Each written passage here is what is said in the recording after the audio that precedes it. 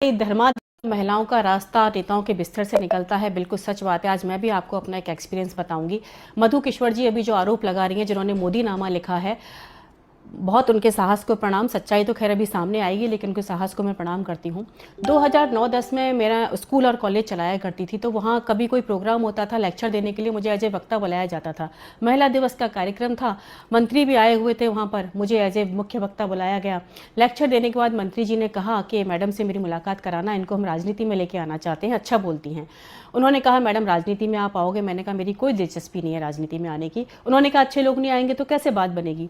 आखिरकार मैंने party join कर ली और 1 साल मैंने पार्टी में काम किया। कोई भी पार्टी दूध की धुली नहीं है, आपको बता दूं, हर पार्टी का यही हाल है। लेकिन जितनी बड़ी धर्माधिकारी उतनी बड़ी व्यभिचारी, ये बिल्कुल सत्य बात है।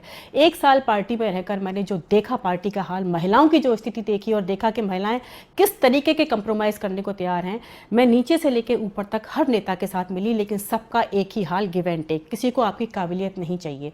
जहां कहीं जाओ वह एक ही बात। 2 महिला पार्षद आपस में बात कर रही हैं कि भाई मुझे टिकट ही नहीं दिया, मैंने तो सब कुछ कर दिया और क्या करती, एक रात भी निकाल ली, फिर भी मुझे टिकट नहीं दिया।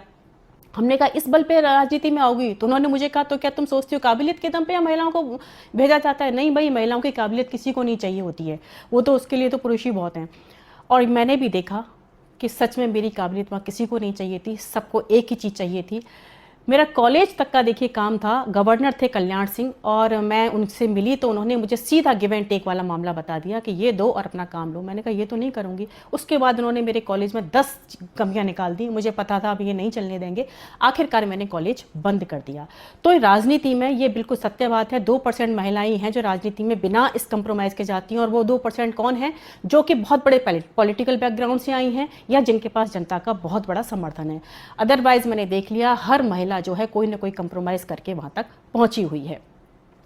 ऐसे कंप्रोमाइज आप क्यों करते हो? मैं तो आपसे 4 चीजें कहूंगी। तू रजिया बन, तू दुर्गा बन, तू कभी न बिन कपड़ों वाली बन। तेरे बदन पे जो मरते लोग, तू उस बदन की रखवाली बन।